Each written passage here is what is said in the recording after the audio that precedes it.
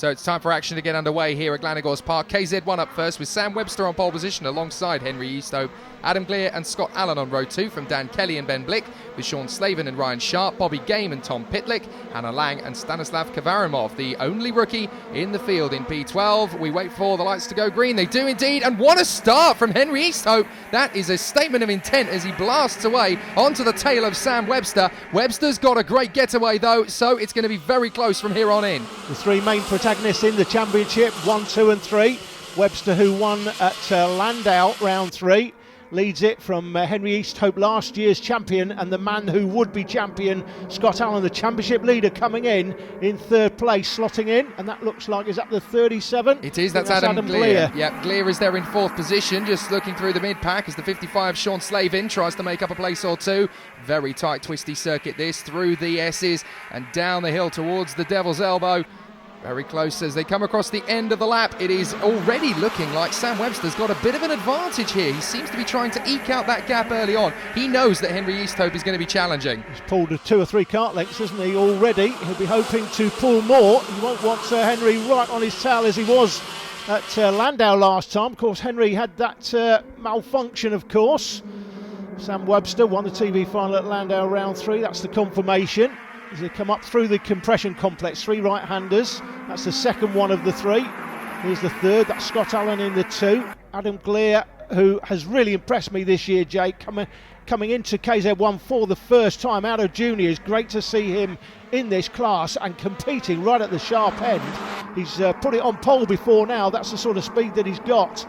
He's done an absolutely fantastic job, and he's putting Scott Allen under some severe pressure in the early stages here. Allen is actually struggling to hang on to Webster and Easthope at the moment. He seems to be having to work very hard indeed on the apex just to hang with the leading 2. He's very much got Glear all over the back of him at the moment. There's some good battles in the midfield as well. No major changes, but Scott Allen, championship leader, 3rd position at the moment. Look at him. He's really struggling to keep up with the leading 2. Glear is giving him some serious pressure at the moment, and it's a little bit of a wonder as to whether he can actually get off the toe. Yeah, Henry Easthope getting closer to Sam Webster there. These two could pull away here. Looks like Easthope's pulled him in by a couple of kart lengths, and definitely there, as you say, Jake, Scott Allen struggling now in 3rd place to hold on to the leading pair. And in 5th position, that's the 5 of Dan Kelly as well. So Kelly's really starting to reel in these two. If the leaders start to get out this gap, we could well have a triumvirate battling away for the final step of the podium, as Glear is really the meat in a top seed sandwich, isn't he? Because in 5th place, number 5, Dan Kelly. There is the KF Junior World Champion of 2012, Henry Easthope, right on the tail of Sam Webster. He's not going to go for the overtaking move yet. He's just going to watch his every move here. Henry Easthope has had a very disappointing start to the 2015 season. Bad luck has come his way more than once, so he needs to hit back with a strong finish to his weekend here. Up into one of the best corners there, that right-hander. It's a blind brow as you go over that, one of the best corners in karting. Left-handed now, you see, go down the hill, you get a look at that, you can see the elevation change down the hill into the double apex carousel, back uphill again into the compression complex. First turn, the right-hander, the second right-hander and the third right-hander, that's compression into the left-hander here, down into Devil's Elbow. This is a rib cruncher right now. Well, you just missed it, but it drops away there, the track, and it really crunches your ribs. If you've not got a rib protector on, that's an absolute killer. Well, if you could compare British MSA kart circuits to the professional full scales in motor racing, this would be the British Nürburgring, wouldn't it? It is absolutely sensational. So many dynamic, fast sweeping corners, great technical sections, a great challenge for any world-class racing driver. It's no wonder that drivers such as Stanislav Kavarimov travel all the way across Europe to come and compete in the British Championship, because you really do get the best world to come and compete in motor racing in at this level. So KZ1 once again demonstrating just how hard you have to work around this particular circuit. Don't forget the KZ1, the gearbox karts, these are so much quicker than any of the other classes we've got this weekend, so they are feeling all these drops and dips and elevation changes probably 3 times more than the other classes are. 95 mile an hour at the end of the straight, into that right-hander there, blind brow, flat out.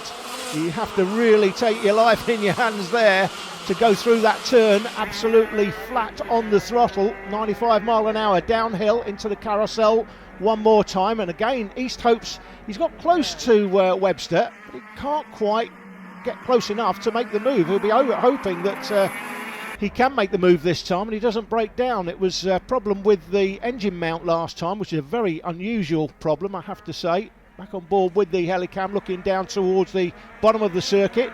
Well, we're talking to a few of the drivers who competed in KZ1, past, present and potentially future. There's a couple of drivers who are considering going into KZ1 for 2016, and I was trying to do the maths of the stats as to just how close this is to real world motorsport. Power to weight ratio, these things are GP2 series level near enough, so these guys really do feel the the most intense experience that you can feel in national karting. And you can see now these two have got away from the battle for third position, and now East Hope is starting to drop that gap to Webster. He's just been following his every move now, 3 or 4 kart lengths behind him. You can really see from the aerial shot here, look, he has started now to follow closer in Webster's wheel tracks. He's getting a lot closer to him than he has been in previous laps. He's not going to make the move yet. He's just biding his time. He's waiting for his moment. This is like the cat after the pigeon, isn't it? He's waiting for the optimum moment.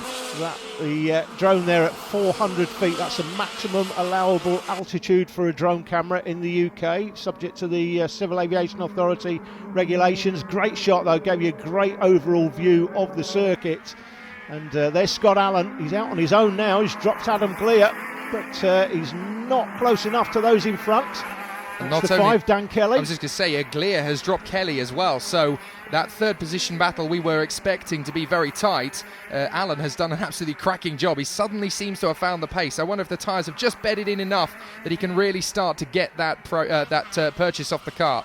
Look at the distance again. Sam Webster just manages to pull out another 2 or 3 kart lengths. East Hope gets closer on the braking, but he can't get close enough to make a move. Webster, I have to say, this season is on top form. He's desperate to win this championship. He's hoping to go to the United States next year. It's subject to, obviously, him getting some sort of financial support to do that. I know he's hoping to go out there and do some testing with a team. If he does that and they see how quick he is, the difference between the United States, Jake, you'll appreciate this, compared to the UK, in the US, if you go and test for a team and it's one of the bigger teams, NASCAR, IndyCar, they will find you the sponsor. If you're quick, they will go out and find a sponsor and say, listen, you need to be supporting this guy. And I think hopefully that will be the way it goes for Sam. I think he's a potential Indy 500 winner, and he's promised us tickets, Jake. If he wins, I said, I don't just want tickets, I want the flights as well. Well, let's not forget that Sam Webster has been on the shortlist of so many top single-seater teams in Europe, Asia and further afield, but we've talked so often about how drivers go from karting to single-seaters, and they find that it's so big a stumbling block when you go straight out of Rotax or Minimax and go straight into a single-seater, say your MSA Formulas or your Formula Renaults. If you make the jump from KZ1, it's that much easier to make the transition because it's so much more intense as a karting category. And actually, Sam Webster making the jump to KZ1 and then going to single-seaters in America, that's a stroke of genius. Yeah, I think that's the way it should be. I think all the cadets and juniors should be aspiring to this class, whatever they want to do in the future. If you want to go and race cars, fine, but do it at an age where you've got more experience. This is a really aggressive beast to drive. You really have to learn all about gear shifting. You can change the brake bias on these karts, and that's important in the wet as we go into the last lap. It's a real learning curve to get into these karts, and I think it's what all the younger kids, the cadets and juniors, should be aspiring to. Unfortunately, we've got a sport where the MSA, for example, are sort of, you could argue, they're in conflict with our sport in that they're encouraging people to leave karting just far too early as far as I'm concerned. Well, they've lapped Stanislav Kavaramov on this last lap, and look, I'm so impressed with the way Sam Webster's dealt with this pressure. This is a world champion sitting on his tail, and he's managed this gap all the way throughout. He's pushed when he needed to, consolidated when he had to, and he has mastered this race so perfectly. Into the final turn, not a wheel wrong throughout. Sam Webster hanging on just in front of Henry Easthope. Great work. Scott Allen in third position. That's good. Damage limitation. Good points in the bag there for third position. He'll be a little disappointed that he wasn't on the back of Webster and Easthope, but he'll be satisfied with third place. It keeps him in front in the championship. Adam Gleer fourth from Dan Kelly. Sean Slavin rounding out the top 6 just in front of Ben Blick, with Ryan Sharp in 8th position in front of Hannah Lang and Tom Pitlick. But a great drive from Sam Webster and a big turning point, not just in his season, but his career as well. Sam, good result for you at Landau, equally good today. Comfortable win, I guess, half a second, not much in it, but you're always out front and never headed. Yeah, well, same as normally happens whenever me and Henry are at the front. He always keeps me honest, or I'll keep him honest, whoever's leading. Really, it was just a case of not making a big enough mistake for him to get through, which I didn't do, and just lights the flag. Just like to say thanks to Andy and Sue from AFR Racing, my dad, my mechanic Ian, and Nick and the guys at New Body Gym as well. Good action from KZ1. Army Cadets are up next. It's going to be a good one, folks.